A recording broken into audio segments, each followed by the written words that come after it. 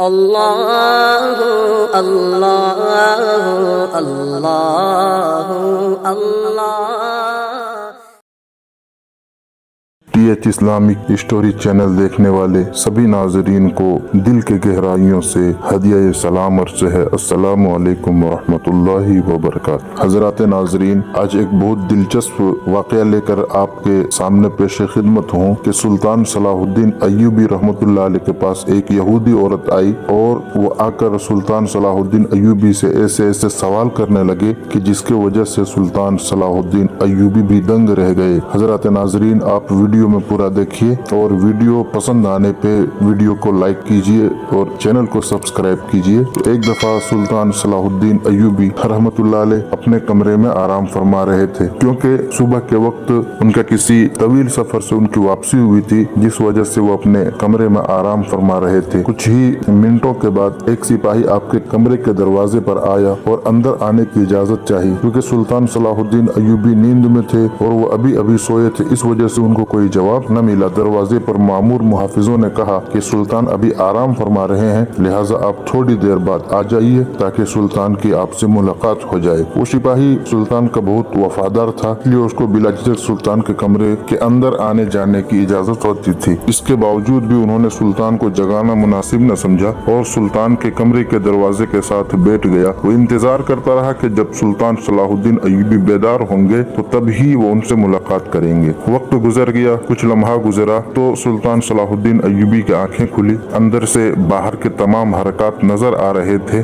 اور چونکہ سلطان صلاح الدین ایوبی نیند سے بیدار ہو چکے تھے، سپاہی نے اجازت چاہی اور آپ کے کمرے کے اندر چلا گیا۔ سلطان صلاح الدین ایوبی نے سپاہی کو کہا، ایسی کیا خاص بات تھی کہ تم نے اتنی دیر سے میرے کمرے کے باہر انتظار فرمایا؟ وہ سپاہی بڑا حیران ہوا کہ سلطان، آپ کو کیسے پتہ چلا کہ میں باہر انتظار کر رہا ہوں آپ کا؟ سلطان نے کہا، میں سلطان معظم ہوں، اگر میں حالت نیند میں بھی ہوتا ہوں، اگر میں سویا بھی رہتا ہوں تو مجھے باہر کے حرکات اور سکنات کا پتہ چلتا ہے، کیونکہ وہ انسان کبھی سلطان نہیں بن سکتا جو سوتے ہوئے دیکھ نہ سکے، جو سوتے ہوئے کچھ سن نہ سکے اور جو سوتے ہوئے کچھ محسوس نہ کر سکے۔ دراصل فاتح اور سلطان وہی ہو اور بہادر ہوتا ہے جو سوتا ہوا سن بھی سکے، دیکھ بھی سکے اور محسوس بھی کر سکے۔ سپاہی بڑا حیران ہوا اور پھر سلطان نے ان سے پوچھا، بتاؤ کیا بات؟ تو اس نے کہا، سلطان معظم، شاہی حکیم آپ سے ملنا چاہتے ہیں۔ سلطان نے کہا، اجازت ہے، آپ حکیم کو اندر لے آئے۔ سپاہی باہر گیا اور چند لمحوں کے بعد شاہی حکیم کو لے کر سلطان کے دربار میں حاضر خدمت ہوا۔ سلطان صلاح الدین ایوبی نے حکیم سے پوچھا، بتائیے کیا بات ہے، آخر مجھ سے ملنے کی تمہیں اتنی جلدی اور کیا ضرورت پیش آئی تھی؟ تو حکیم نے کہا، حضور، ایک بات جو مجھے کئی دنوں سے پریشان کر رہی ہے، اس سلسلے میں آپ سے بہت پہلے ملنا چاہتا تھا، لیکن وقت کی قلت کے بنا پر میں مل نہ سکا۔ چنانچہ سلطان صلاح الدین ایوبی نے ان سے پوچھا، بتاؤ وہ کون سی بات ہے؟ تو اس نے کہا، سلطان معظم، میرے حکیم خانے میں میری بہت ساری شاگردوں میں سے ایک شاگرد جو کہ ایک خاتون ہے اور یہودی مذہب سے ان کا تعلق ہے، وہ یہودیت کو مانتی ہے، لیکن اس نے اسلام کے بارے میں بہت کچھ پڑھا بھی ہے اور اسلام کے بارے میں بہت کچھ جانا بھی ہے اور اسلام میں وہ داخل بھی ہونا چاہتا ہے، لیکن ان کے کچھ چند سوالات ہیں جن کی وجہ سے انہوں نے ابھی تک اسلام کو قبول نہیں کیا ہے۔ چنانچہ سلطان معظم نے کہا کہ بھلا بتاؤ ان کے کیا سوالات ہیں جن کا تمہارے پاس جواب نہیں اور تم شاہی حکیم ہونے کے باوجود بھی تمہارے پاس اس کا جواب نہیں ہے؟ سلطان صلاح الدین ایوبی نے کہا کہ بھلا وہ سوال کیا ہے، آپ بتاؤ۔ چنانچہ شاہی حکیم نے کہا کہ وہ خاتون کہتی ہے، آخر مسلمان خنزیر کا گوشت کیوں نہیں کھاتے؟ اس خنزیر کے گوشت کے کھانے کا ایسا کیا نقصان ہے جس کی وجہ سے مسلمان خنزیر کا گوشت نہیں کھاتے بلکہ اس سے سخت نفرت بھی کرتے ہیں؟ اور وہ کہتی ہے کہ ہمارے گاؤں میں تو سارے لوگ اکثر خنزیر کا گوشت کھاتے ہیں، ہم اپنے قبیلوں میں خنزیر پالتے ہیں اور جوان ہونے پر اس کو کاٹ کر کھاتے ہیں، اور وہ جب بھی واپس اپنے گاؤں جاتی ہے تو وہ بھی اپنے گھر والوں کے ساتھ خنزیر کا گوشت کھاتی ہے، کیونکہ یہاں تو اسے خنزیر کا گوشت میسر نہیں ہے، لہٰذا میرے پاس اس کے سوال کا جواب نہیں، کیونکہ میں نے اس بارے میں مجھے کچھ پتہ ہی نہیں، اس بارے میں مجھے علم نہیں ہے، اس کے سوال کا جواب میں کیسے دوں گا؟ تو آپ کی وجہ سے یہ غیر مسلم مسلمان ہو جائے گی۔ یہ سن کر سلطان صلاح الدین ایوبی نے کہا، کل اس خاتون کو آپ اپنے ساتھ لے کے میرے دربار میں حاضر ہو جانا۔ سلطان صلاح الدین ایوبی جب صبح دربار میں پہنچے تو حکیم اس خاتون کے لے کر دربار میں حاضر ہوا اور سلطان صلاح الدین ایوبی سے فرمایا، سلطان معظم मुअज़्ज़म ये है वो खातून जो मेरी शागिर्द है। ये देखकर सुल्तान ने उस औरत को बताया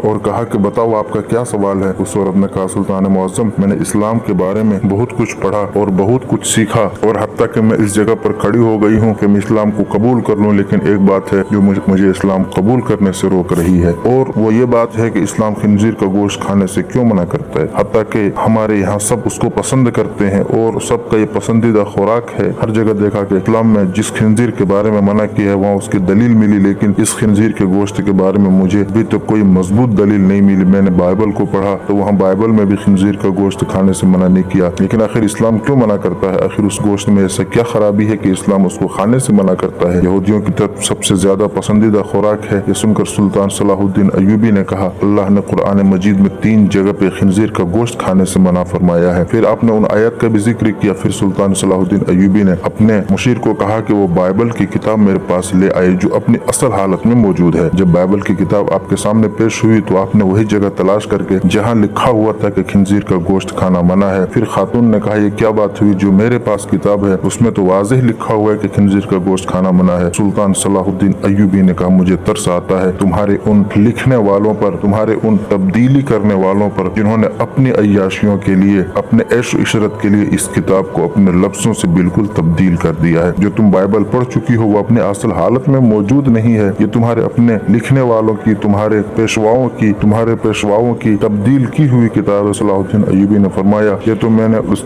किताब से साबित किया खिंजीर का गोश्त खाना मना है। फिर अब मैं तुम्हें साइंसी लिहाज से मालूम करके दूंगा। फिर सुल्तान सलाहुद्दीन अय्यूबी ने उस खातून को हुक्म दिया कि खिंजीर का गोश्त पकाकर कल सुबह मेरे दरबार में ले आना। वो खातून सुल्तान के सिपाहियों के साथ जंगल में गई, एक खिंजीर का शिकार किया और उसका अच्छी तरह से बनाया और उसको अगले सुबह सुल्तान सलाहुद्दीन अय्यूबी के सामने लेकर हाजिर हो गई। सुल्तान ने उस गोश्त को कराहत से देखते हुए उस खातून को कहा अब इस पके हुए गोश्त में से एक बूटी को आप चुन लीजिए और उस बूटी को छुरी के साथ 2 हिस्सा कर दीजिए, यानी उसको 2 टुकड़ा कर दीजिए। तो जब उसका 2 टुकड़ा किया गया तो उसके दरमियान में से गोश्त कच्चा था। सुल्तान ने कहा ए खातून क्या तुमने इस गोश्त को अच्छी तरह पकाया भी नहीं? तो उस खातून ने कहा नहीं सुल्तान मुअज़्ज़म मैंने इसको बहुत अच्छी तरह से पकाया। तो सुल्तान ने कहा क्या तुम्हारी समझ में मेरी बात आई? ये हराम गोश्त चाहे तुम उसे जितना भी अच्छी तरह पका लो, अगरचे उसको आग की कितनी ही तपिश दे दो, लेकिन ये पूरी तरह नहीं पका बल्कि दरमियान में कच्चा रह जाता है और जब ये तुम्हारे पेट के अंदर जाता है तो बहुत सारी बीमारियों का सबब बनता है। क्योंकि